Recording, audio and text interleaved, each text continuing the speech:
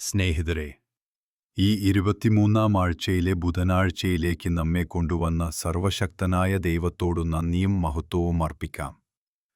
ഇന്നത്തെ ദിനം സാധാരണ ജീവിതത്തിന്റെ ചട്ടക്കൂടിൽ നിന്നു നമ്മെ പുറത്തേക്ക് നയിച്ച് ആത്മീയമായ ദിശാബോധം നൽകുന്ന തിരുവചനങ്ങളിലേക്കാണ് നമ്മെ വിളിക്കുന്നത്.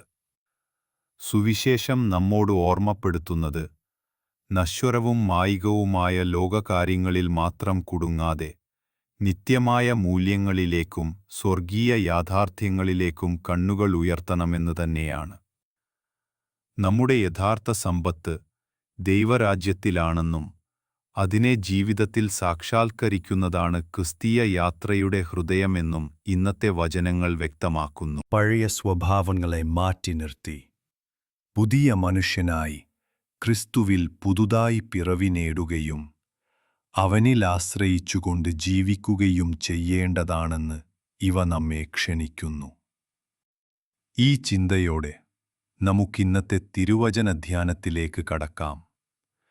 ഇന്നത്തെ ആദ്യ വായനയായി നൽകിയിരിക്കുന്നത് കൊലോസ്യർക്കുള്ള ലേഖനം 3-ാം അധ്യായം 1 മുതൽ 11 വരെയുള്ള ഭാഗമാണ്. പൗലോസ് ശ്ലീഹ അവിടെ വിശ്വാസികൾക്ക് അവരുടെ ജീവിതത്തിന്റെ കേന്ദ്രബിന്ദുവായി ക്രിസ്തുവിനെ സ്വീകരിക്കേണ്ടതിന്റെ അടിസ്ഥാന സത്യം ശക്തമായി വിളിച്ചു പറയുന്നു. നമുക്കത് ശ്രദ്ധയോടെ കേൾക്കാം. സഹോദരങ്ങളെ, ക്രിസ്തുവിനോടൊപ്പം ഉയർത്തെഴുന്നേറ്റവരായി നമ്മുടെ ദൃഷ്ടി ഭൂമിയിലെ നാശനശ്വരമായ കാര്യങ്ങളിൽ മാത്രമല്ല, സ്വർഗത്തിലെ നിത്യസമ്പത്തിലേക്കാണ് തിരിഞ്ഞിരിക്കേണ്ടത്.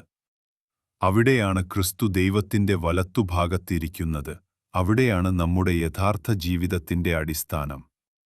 കാരണം നാം പഴയ പാപജീവിതത്തോട് വിട പറഞ്ഞവരും ക്രിസ്തുവിൽ മറഞ്ഞിരിക്കുന്ന പുതിയ ജീവനെ സ്വീകരിച്ചവരുമാണ്. അവൻ നമ്മുടെ ജീവൻ വെളിവാകുന്ന ദിവസം നാം അവനോടൊപ്പം മഹത്വത്തിൽ പ്രത്യക്ഷപ്പെടും.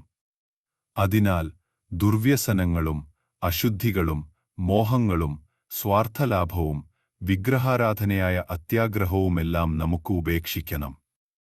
ഇത്തരം വഴികളിൽ ഒരിക്കൽ നമ്മളും അങ്ങനെ ജീവിച്ചിരുന്നെങ്കിലും ഇപ്പോൾ ക്രിസ്തുവിൽ പുതുതായി ജനിച്ചവരായതിനാൽ കോപം, ക്രോധം, ദ്വേഷം, അപകീർത്തികരം, അശുദ്ധ സംസാരം, കപടവാക്കുകൾ എന്നിവയെല്ലാം നാം വിട്ടുകളയേണ്ടതാണ്. പഴയ മനുഷ്യനെ നീക്കി സൃഷ്ടാവിന്റെ പ്രതിച്ഛായയിൽ പുതുക്കപ്പെടുന്ന പുതിയ മനുഷ്യനെ ധരിക്കുകയാണ് നമ്മുടെ വിളി. അവിടെ യഹൂദനെന്നോ ഗ്രീക്കുകാരനെന്നോ അടിമയെന്നോ സ്വതന്ത്രനെന്നോ പരിച്ഛേദന ചെയ്തവനെന്നോ ചെയ്യാത്തവനെന്നോ ഭേദമില്ല. കാരണം ക്രിസ്തുവാണ് എല്ലാം. എല്ലാവരിലും അവനാണ് നിറഞ്ഞിരിക്കുന്നതു. ജീവിതത്തിൽ പലപ്പോഴും നാം പണത്തിനും സ്ഥാനത്തിനും പ്രശസ്തിക്കും അതിയായ വില കൊടുക്കുന്നു. എന്നാൽ അത്തരം നേട്ടങ്ങൾ നാളെയെന്നോ മറ്റന്നാളെയെന്നോ ഇല്ലാതാകുന്നവയാണ്. പൗലോസ് ശ്ലീഹ നമ്മെ ഓർമ്മപ്പെടുത്തുന്നത് നമ്മുടെ യഥാർത്ഥ ജീവൻ ക്രിസ്തുവിനോടൊത്ത് ദൈവത്തിൽ മറഞ്ഞിരിക്കുന്നുവെന്നതാണ്. അതുകൊണ്ട് അത് നിത്യവും അക്ഷയവുമാണ്. അതിനാൽ പഴയ സ്വഭാവത്തിന്റെ ബന്ധനങ്ങളിൽ നിന്ന് മോചിതരായി ദുർവൃത്തി, അശുദ്ധി, മോഹം, ദുരാശ, അത്യാഗ്രഹം പോലെയുള്ള പാപകരമായ പ്രവണതകളെ അകറ്റി നിർത്തണം. ലോകം നമ്മെ പഠിപ്പിക്കുന്ന സ്വാർത്ഥത, അസൂയ, പക, വ്യാജം, അപവാദം എന്നിവ ദൈവത്തിന്റെ പദ്ധതിക്ക് വിരുദ്ധമാണെന്നും നാം തിരിച്ചറിയണം. പഴയ മനുഷ്യനെ ഉരിഞ്ഞുകളഞ്ഞ് സൃഷ്ടാവിന്റെ പ്രതിച്ഛായയിൽ ജ്ഞാനത്താൽ പുതുക്കപ്പെടുന്ന പുതിയ മനുഷ്യനെ ധരിക്കേണ്ടത് നമ്മുടെ ആത്മീയ യാത്രയുടെ ലക്ഷ്യമാണ്. ആ പുതിയ മനുഷ്യൻ പുറം രൂപത്തെക്കുറിച്ചല്ല, ഉള്ളിലത്തെ മനസ്സിന്റെ മാറ്റത്തെക്കുറിച്ചാണ്. സ്നേഹം, സമാധാനം, ക്ഷമ, ദയ, വിനയം, സഹാനുഭൂതി എന്നിവ നിറഞ്ഞൊരു ജീവിതം. അവിടെ യഹൂദനെന്നോ ഗ്രീക്കുകാരനെന്നോ അടിമയെന്നോ സ്വതന്ത്രനെന്നോ പരിച്ഛേദന ചെയ്തവനെന്നോ ചെയ്യാത്തവനെന്നോ വ്യത്യാസമില്ല. ക്രിസ്തുവാണ് എല്ലാം. എല്ലാവരിലും അവനാണ് നിറഞ്ഞിരിക്കുന്നതു. അതുകൊണ്ട് ക്രിസ്തുവിൽ നാം എല്ലാവരും ഒരേ കുടുംബത്തിന്റെ അംഗങ്ങളാണ്. ഈ വചനം നമ്മെ പഠിപ്പിക്കുന്നത് ക്രിസ്തീയ ജീവിതം ഒരു അവസാനിക്കുന്ന ഇടവഴിയല്ല, മറിച്ച് ഒരു നിരന്തരമായ യാത്രയാണെന്നതാണ്. പഴയ സ്വഭാവത്തെ വിട്ടുമാറി പുതുമയിൽ ജീവിക്കുന്ന ഒരു യാത്ര. ആ യാത്രയുടെ ലക്ഷ്യം സ്വർഗമാണ്. അതിന്റെ കേന്ദ്രം ക്രിസ്തുവാണ്. നമ്മുടെ ചിന്തകളും വാക്കുകളും പ്രവൃത്തികളുമെല്ലാം അവന്റെ പ്രകാശം പ്രതിഫലിപ്പിക്കുന്നതായിരിക്കണം. ലോകത്തിൽ ജീവിക്കുമ്പോഴും ഹൃദയം സ്വർഗത്തിലേക്കു കേന്ദ്രീകരിക്കപ്പെടണം. ഇതാണ് ഈ വചനത്തിന്റെ ഏറ്റവും ആഴമുള്ള സന്ദേശം. ഇതേ ചിന്തയെ കൂടുതൽ വ്യക്തമായി മുന്നോട്ടു കൊണ്ടുപോകുന്നതാണ് ഇന്നത്തെ സുവിശേഷം. ലൂക്കാ സുവിശേഷം 6-ാം അധ്യായം 20 മുതൽ 26 വരെയുള്ള വാക്യങ്ങൾ. ഇവിടെ യേശു തന്റെ ശിഷ്യന്മാരെ നോക്കി സംസാരിക്കുന്ന അനുഗ്രഹങ്ങളും മുന്നറിയിപ്പുകളും കാണാം. മലയിലെ പ്രസംഗത്തിന്റെ ലൂക്കായുടെ അവതരണം പോലെ.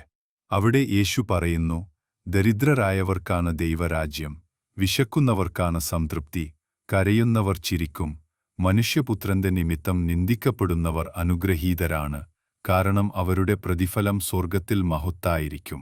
എന്നാൽ ധനവാന്മാരെക്കുറിച്ച്, സംതൃപ്തരായവരെക്കുറിച്ച്, ഇന്നിപ്പോൾ ചിരിക്കുന്നവരെക്കുറിച്ച്, എല്ലാവരും പ്രശംസിക്കുന്നവരെക്കുറിച്ച് യേശു മുന്നറിയിപ്പു നൽകുന്നു. അവർക്ക് ദുരിതം വരും. കാരണം സത്യപ്രവാചകരെ നിരസിച്ചിരുന്ന പഴയകാലം പോലെ വ്യാജപ്രവാചകരെ ഉയർത്തി. ഈ സുവിശേഷഭാഗം നമ്മുടെ മുന്നിൽ വെക്കുന്നത് വിചിത്രമെങ്കിലും ആഴമുള്ള ഒരു സത്യമാണ്. ലോകം സമൃദ്ധിയും സൗകര്യങ്ങളും ഭാഗ്യം എന്ന് കരുതുമ്പോൾ യേശു അത് ശൂന്യതയെന്നും ദുരിതത്തിന്റെയും അടയാളമെന്നും വിളിക്കുന്നു. മറുവശത്ത് ലോകം വേദനയും നഷ്ടവും ദുരന്തവും എന്ന് കരുതുന്ന സാഹചര്യങ്ങളിൽ യേശു യഥാർത്ഥ അനുഗ്രഹം കാണുന്നു.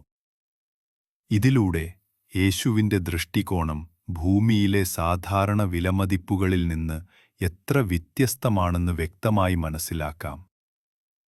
ആദ്യം അവൻ പറയുന്നത്, ദരിദ്രരെ, നിങ്ങൾ ഭാഗ്യവാന്മാർ, ദൈവരാജ്യം നിങ്ങളുടേതാണ്. ഇതു വെറും സാമ്പത്തിക ദാരിദ്ര്യത്തെക്കുറിച്ചല്ല, മറിച്ച് ഹൃദയത്തിൽ വിനയത്തോടെയും ഒരുവൻ തന്റെ ശക്തിയിലും സമ്പത്തിലും മാത്രം വിശ്വാസം വെച്ചാൽ അവന്റെ ആത്മാവിന് ശൂന്യത മാത്രം ശേഷിക്കും. എന്നാൽ പ്രതിദിനം ദൈവത്തിന്റെ കരുണയിൽ വിശ്വാസം വെച്ച് ജീവിക്കുന്നവൻ ജീവിതത്തിലെ പരീക്ഷണങ്ങളിൽ പോലും ദൈവരാജ്യത്തിന്റെ സമ്പത്ത് അനുഭവിക്കും. പിന്നെ വിശക്കുന്നവർ ഭാഗ്യവാന്മാർ, അവർ സംതൃപ്തരാകും എന്ന് യേശു പറയുന്നു. ഇവിടെ വിശപ്പിന്റെ അർത്ഥം നീതി, സത്യവചനം, ആത്മീയത എന്നിവയ്ക്കായുള്ള തിരച്ചിലാണ്.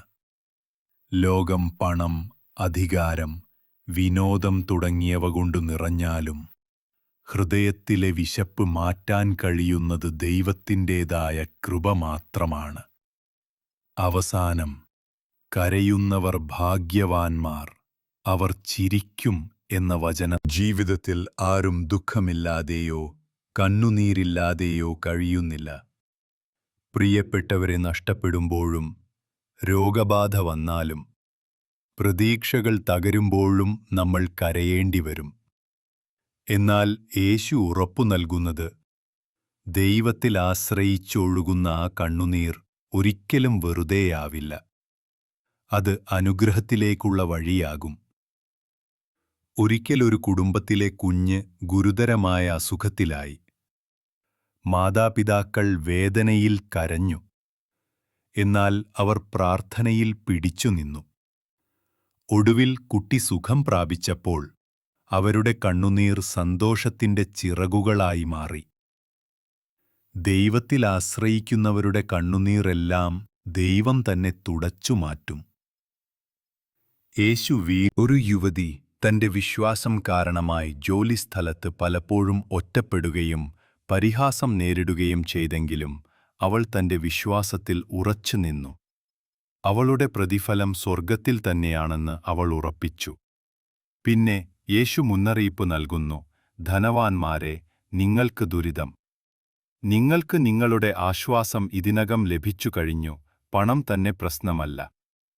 പക്ഷേ പണത്തിൽ മാത്രം ആശ്രയിച്ച് ദൈവത്തെ മറക്കുന്ന മനോഭാവമാണ് യേശു ശാസിക്കുന്നത്. ഇത്തരം ആളുകൾക്ക് ലോകത്തിൽ താൽക്കാലിക ആശ്വാസം ലഭിച്ചാലും നിത്യമായ ആശ്വാസം നഷ്ടമാകും. അതുപോലെ ഇപ്പോൾ സംതൃപ്തരായവർക്ക് ദുരിതം, അവർ വിശക്കും എന്ന് യേശു ഓർമ്മിപ്പിക്കുന്നത് യേശുവിന്റെ മുന്നറിയിപ്പ് വ്യക്തമാക്കുന്നത് ജീവിതത്തിൽ ഭൗതിക നേട്ടങ്ങളിലോ ലോകീയ സുഖങ്ങളിലോ മാത്രം സംതൃപ്തി തേടി ആത്മീയ യാഥാർത്ഥ്യങ്ങളെ അവഗണിക്കുന്നവർ ഒടുവിൽ ശൂന്യത അനുഭവിക്കുമെന്നതാണ്. അവർ ഇപ്പോൾ നിറഞ്ഞ ചിരിയിലും ആനന്ദത്തിലും കഴിയുന്നുവെന്നു തോന്നിയാലും പാപത്തിന്റെ വഴികളിൽ നിന്നു വരുന്ന ആ സന്തോഷം ക്ഷണികമാണ്. നിത്യത്തിലത് ദുഃഖത്തിലും കരച്ചിലിലും കലാശിക്കും. അതുപോലെ മനുഷ്യരുടെ പ്രശംസയും അംഗീകാരവും മാത്രം തേടുന്നവർക്ക് യേശു മുന്നറിയിപ്പ് നൽകുന്നു. സത്യത്തെയും നീതിയെയും ഉപേക്ഷിച്ച് വെറും ലോകസമ്മതം നേടാനാണ് അവർ ജീവിക്കുന്നത്. പഴയകാലത്ത് വ്യാജപ്രവാചകരെ ഉയർത്തിപ്പിടിച്ചതുപോലെ ഇതെളുപ്പമല്ലെങ്കിലും ക്രിസ്തുവിൽ ആശ്രയിക്കുമ്പോൾ അത് സാധ്യമാകും. ഇന്നത്തെ 1-ാം വായനയിൽ പൗലോസ് കൊലോസ്യർക്ക് എഴുതിയ ലേഖനത്തിൽ പറയുന്നു, നിങ്ങൾ ക്രിസ്തുവിനോടൊപ്പം ഉയർപ്പിക്കപ്പെട്ടവരായതിനാൽ ഉന്നതങ്ങളിലുള്ളവയെ അന്വേഷിക്കുവിൻ. ഭൂമിയിലെ കാര്യങ്ങളിൽ മാത്രമല്ല, സ്വർഗ്ഗത്തിലെ കാര്യങ്ങളിൽ ശ്രദ്ധ കേന്ദ്രീകരിക്കുവിൻ. ഇതാണ് യേശു സുവിശേഷത്തിൽ പ്രഖ്യാപിക്കുന്ന ദൈവരാജ്യത്തിന്റെ മൂല്യങ്ങളുമായി ചേർന്നു പോകുന്നത്. യേശു അനുഗ്രഹിക്കുന്ന ദരിദ്രരും വിശക്കുന്നവരും കരയുന്നവരും വിശ്വാസത്തിനു വേണ്ടി പീഡിപ്പിക്കപ്പെടുന്നവരും ഇവർ തന്നെ യഥാർത്ഥത്തിൽ ഉന്നതങ്ങളിലുള്ളവയെ തേടുന്നവരാണ്. അവർ ലോകത്തിന്റെ നശ്വരമായ സുഖം യേശുവിന്റെ മുന്നറിയിപ്പുകൾ നമ്മെ ഓർമ്മിപ്പിക്കുന്നത് വെറും സമ്പത്ത്, ലോകീയ സംതൃപ്തി, മനുഷ്യരുടെ അംഗീകാരം എന്നിവയ്ക്കായി മാത്രം ജീവിക്കുന്നവർ ഒടുവിൽ ശൂന്യതയിലെത്തിപ്പെടും എന്ന സത്യമാണ്. അവർ ഭൂമിയിലെ സുഖങ്ങളിൽ കുടുങ്ങിക്കിടക്കുമ്പോൾ ആത്മീയ വളർച്ചയ്ക്ക് വഴിയൊരുക്കുന്ന പുതിയ മനുഷ്യനായി മാറാൻ തയ്യാറാകുന്നില്ല. ഈ വചനങ്ങൾ നമ്മോടാവശ്യപ്പെടുന്നത് നമ്മുടെ ദിശ മാറ്റി ദൈവത്തിന്റെ ഇഷ്ടത്തിലേക്ക് കണ്ണും മനസ്സും തിരിക്കണമെന്നാണ്. ഒരു ദിനത്തിന്റെ തുടക്കത്തിലും ഒരു വലിയ തീരുമാനത്തിന്റെ മുൻപിലും ഒരു പുതിയ പ്രവർത്തനത്തിന്റെ ആരംഭത്തിലും ഇതിൽ ദൈവത്തിന്റെ ഇഷ്ടമെന്താണ് എന്ന് ചോദിക്കുക. വീട്ടിലെ സംഘർഷങ്ങൾ കുട്ടികളെ പഠിപ്പിക്കുമ്പോൾ വിജയം നേടാൻ വേണ്ടിയല്ലാതെ സ്നേഹത്തെയും ദയയെയും ക്ഷമയെയും മുൻതൂക്കം നൽകാൻ പ്രോത്സാഹിപ്പിക്കുക. സാമ്പത്തിക പ്രതിസന്ധികൾ ആശങ്കപ്പെടുത്തുമ്പോൾ ദൈവത്തിൽ ആശ്രയിക്കാൻ സ്വയം ഓർമ്മപ്പെടുത്തുക. ലോകത്തിലെ നേട്ടങ്ങളും സുഖങ്ങളും നശ്വരമാണെങ്കിലും ദൈവരാജ്യം നിത്യമാണ്. അതിന്റെ അവകാശികളാകാൻ നമ്മൾ ഒരുവനും വിളിക്കപ്പെട്ടവരാണ്. അതിനാൽ കണ്ണുകളടച്ച് ഇങ്ങനെ പ്രാർത്ഥിക്കാം.